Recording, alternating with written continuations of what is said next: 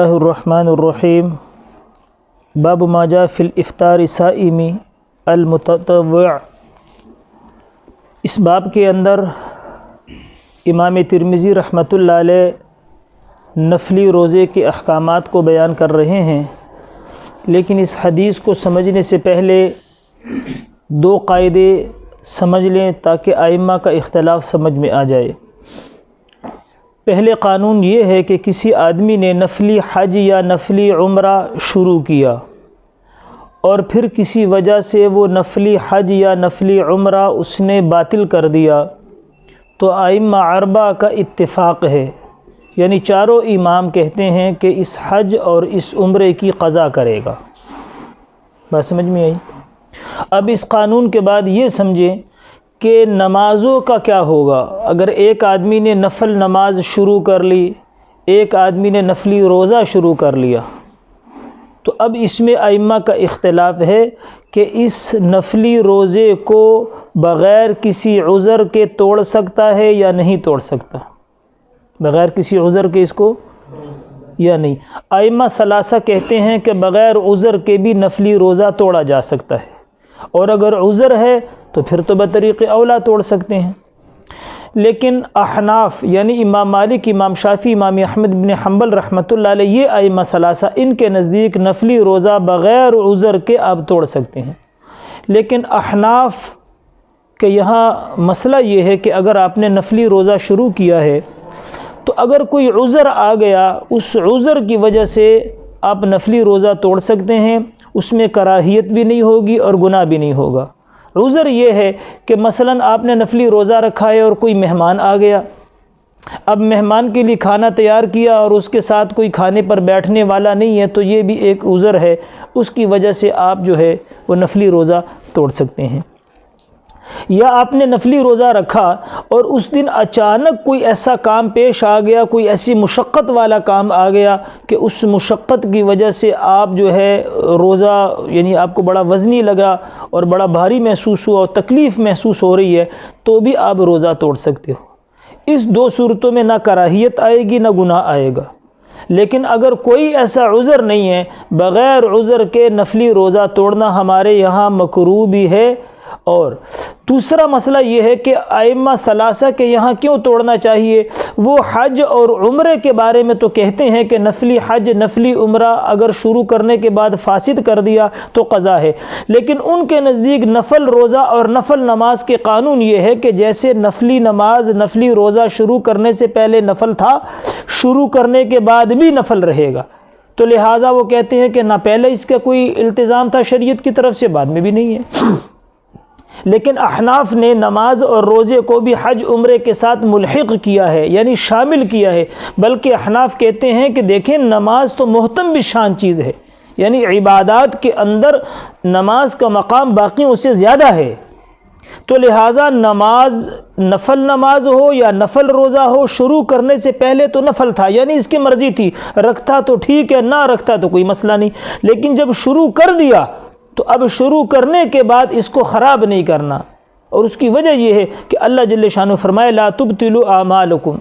سورہ محمد میں غالباً آیت نمبر 32 یا 24 ہے، اس میں اللہ نے فرمایا کہ اپنے اعمال کو باطل مت کرو، اور یہاں پر مطلقاً ہے، جب یہ قانون حج اور عمرے کے لیے ہے کہ اپنے عمل کو باطل نہ کرو، اپنے عمل کو ضائع نہ کرو، تو احناف کہتے ہیں کہ نماز اور روزے کا بھی یہ حکم ہے کہ شروع کرنے سے پہلے تو نفل تھا، لیکن شروع کرنے کے بعد کیا ہے، اب یہ واجب ہو گیا، لہٰذا اگر عذر کی وجہ سے توڑ بھی دے تو احناف کے نزدیک اس روزے کی اور اس نماز کی قضا ضروری ہے۔ اور چونکہ ائمہ ثلاثہ کے نزدیک یہ نفل پہلے بھی تھا، شروع کرنے کے بعد بھی نفل ہے، تو لہٰذا ان کے نزدیک اس کی قضا نہیں ہوگی، اس کی قضا نہیں ہوگی۔ اب اس میں جو ائمہ ثلاثہ یہ کہتے ہیں کہ ایک تو نفلی روزہ بغیر کسی عذر کے بھی توڑ سکتے ہیں، دوسری اس کی قضا بھی نہیں ہے، تو استدلال وہ باب کی روایت سے کرتے ہیں۔ حضرت ام ہانی رضی اللہ تعالی عنہا یہ فرماتی ہیں کہ آپ علیہ السلام ہمارے گھر میں تشریف لائے اور آپ صلی اللہ علیہ وسلم کے لیے کوئی مشروب لایا گیا، مشروب کیا تھا؟ کوئی میٹھی چیز تھی، اس کی کوئی وضاحت نہیں، بہرحال کوئی مشروب تھا۔ تو آپ علیہ الصلاۃ والسلام نے نوش فرمایا اور اپنا بچا ہوا جو بہت ہی قیمتی اور مبارک تھا، تو آپ نے برکت کے لیے دائیں طرف ام ہانی رضی اللہ تعالیٰ عنہ بیٹھی ہوئی تھیں، تو آپ علیہ الصلاۃ والسلام اس کا اہتمام بھی کرتے تھے، دائیں طرف سے ہر کام شروع کرتے تھے۔ تو آپ نے اپنا بچا ہوا ام ہانی رضی اللہ تعالیٰ عنہ کو دے دیا، انہوں نے اس کو لے کر پی لیا، اور پینے کے بعد کہا کہ یا رسول اللہ صلی اللہ علیہ وسلم آپ میرے لیے استغفار کریں۔ آپ نے میرے لیے کیا کرے؟ کہا کہ انی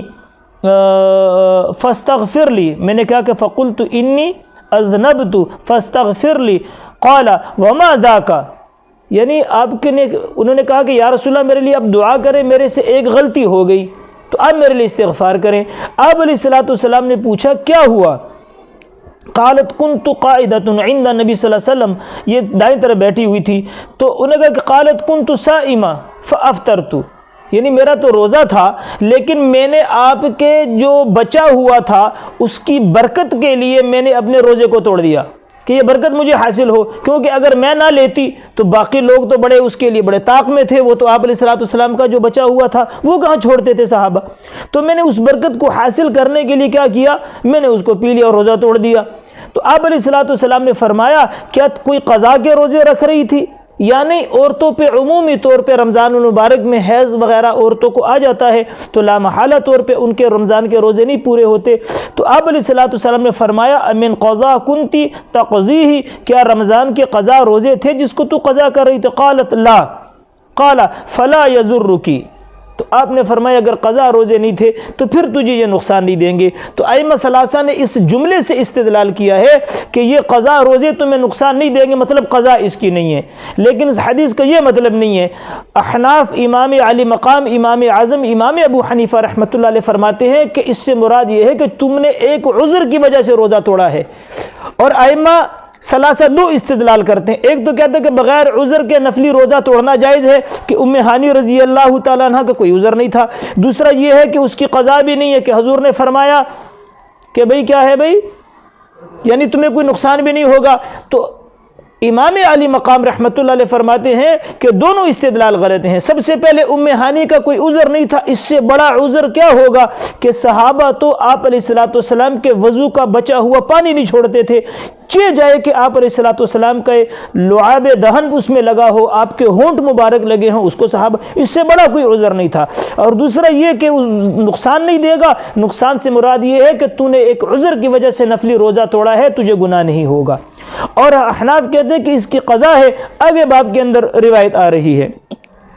حضرت عائشہ رضی اللہ تعالیٰ عنہ فرماتی ہیں کہ میں نے اور حضرت حفصہ بنت عمر رضی اللہ تعالیٰ عنہما دونوں نے روزہ رکھا تھا۔ اب ایسے ہوا کہ روزے کے دوران ہمارے گھر میں کوئی چیز آئی اور وہ چیز بڑی عمدہ تھی، تو لہٰذا ہماری طبیعت اس کے نہ للچا گئی، جس کو ہم کہتے ہیں نا کہ بھئی بعض لوگوں کو جو چیزیں پسند ہوتی ہیں، اگر وہ پسند کی چیز آئے تو بندے کی طبیعت للچا جاتی ہے، اس کی طرف مائل ہو جاتی ہے۔ تو کہا ہماری طبیعت اس کی وجہ سے للچا گئی، یعنی وہ چیز ہماری پسند کی تھی، ہم دونوں نے کھا لی اور روزہ توڑ دیا۔ لہٰذا ہم نے یہ کہا کہ جب حضور علیہ الصلوۃ والسلام تشریف لائیں گے تو ہم مسئلہ پوچھ لیں گی۔ کہتے جب حضور تشریف لائے تو حضرت حفصہ سبقت کر گئی اور عجیب جملہ بولا کہ سبقت کر دی، چونکہ وہ اپنے باپ کی بیٹی تھی۔ کیا مطلب؟ کہ جیسے حضرت عمر رضی اللہ عنہ جریر تھے، ہر بات میں سبقت کرتے تھے، تو ان کی بیٹی بھی جریر تھی، تو چونکہ وہ آگے ہو گئی اور انہوں نے کہا کہ یا رسول اللہ میرے اور عائشہ نے ایسے روزہ رکھا تھا اور ہم نے ایسی چیز آئی کھا لی، روزہ توڑ دیا۔ تو آپ علیہ الصلوۃ والسلام نے فرمایا اس روزے کے بدلے میں ایک روزے کی قضا کر لینا۔ اس روزے کے بدلے میں کیا فرمایا؟ ایک روزے کی قضا کر لینا۔ تو احناف کہتے ہیں کہ حضور علیہ الصلوۃ والسلام نے امہات المؤمنات دونوں کو قضا کا حکم دیا تھا، تو معلوم ہوا کہ نفلی روزہ توڑنے کے بعد اس کی قضا لازمی ہے، اور اس باب سے استدلال کرنا کیا ہے؟ وہ نامکمل بئی معنی ہے کہ لا یضرک، مطلب یہ ہے کہ تجھے گناہ نہیں ہوگا، لیکن یہ اگلے باب کی حدیث جو احناف کا مستدل ہے وہ واضح ہے کہ حضور علیہ الصلوۃ والسلام نے حضرت حفصہ اور حضرت عائشہ رضی اللہ تعالیٰ عنہما دونوں کو کہا تھا کہ آپ ایک روزے کی قضا کر لینا۔ تو معلوم ہوا کہ نفلی روزہ عذر کے بغیر نہیں توڑ سکتے، اور عذر کے ساتھ توڑنا جو ہے وہ جائز ہے۔ اسی طرح آگے بھی ایک باب آئے گا کہ آپ علیہ الصلوۃ والسلام نے نفلی روزہ رکھا تھا۔ حضور پاک علیہ الصلوۃ والسلام اما عائشہ رضی اللہ تعالیٰ عنہ فرماتی ہیں کہ میرے یہاں تشریف لائے، لیکن حضور نے مجھ سے نہیں پوچھا، کیونکہ آپ کا روزہ تھا کہ گھر میں کچھ ہے، پہلے حضور پوچھتے تھے۔ تو میں نے کہا یا رسول اللہ آج تو ہمارے پاس نا ایک عجیب چیز آئی ہے۔ وہ لوگ کیا کرتے تھے، ستو، کھجور اور گھی، ان کو جیسے ہم یہاں حلوہ بناتے ہیں تو اس کو یہ بڑا بہترین خوراک تھی، ہریسہ سا تیار ہو جاتا تھا۔ تو میں نے یہ کہا کہ یا رسول اللہ یہ چیز آئی ہے، تو آپ علیہ السلام کے سامنے میں نے پیش کیا۔ آپ علیہ الصلوۃ والسلام روزے دار تھے، نفلی روزہ تھا، لیکن آپ نے نوش فرمایا۔ تو حضرت امام شافعی رحمۃ اللہ علیہ وغیرہ حضرات کہتے ہیں کہ دیکھو حضور علیہ السلام نے یہاں پر بھی بغیر عذر کے نفلی روزہ توڑا ہے، حالانکہ وہاں پر بھی احناف کہتے ہیں دیکھو حضور علیہ الصلوۃ والسلام کا سب سے بڑا عذر تھا کہ پتہ نہیں کتنا دن کا فاقہ ہوگا کہ حضور علیہ الصلوۃ والسلام نے اپنی نفلی روزہ اس کی وجہ سے توڑا۔ تو احناف کے یہ دونوں روایتیں یعنی مستدل ہیں اور واضح طور پہ ہیں کہ نفلی روزہ بغیر عذر کے نہیں توڑ سکتے۔ نمبر 2، اگر توڑ دیا تو پھر اس کی قضا لازمی ہے۔ اور ائمہ ثلاثہ کا جو استدلال ہے وہ ضعیف اور کمزور ہے، کیونکہ اس لفظ سے استدلال کرنے کا مطلب انہوں نے یہ لکھا کہ اس کی قضا نہیں ہے، لیکن لا یضرک کا یہ مطلب نہیں ہے، مطلب یہ ہے کہ تجھے گناہ نہیں ہوگا۔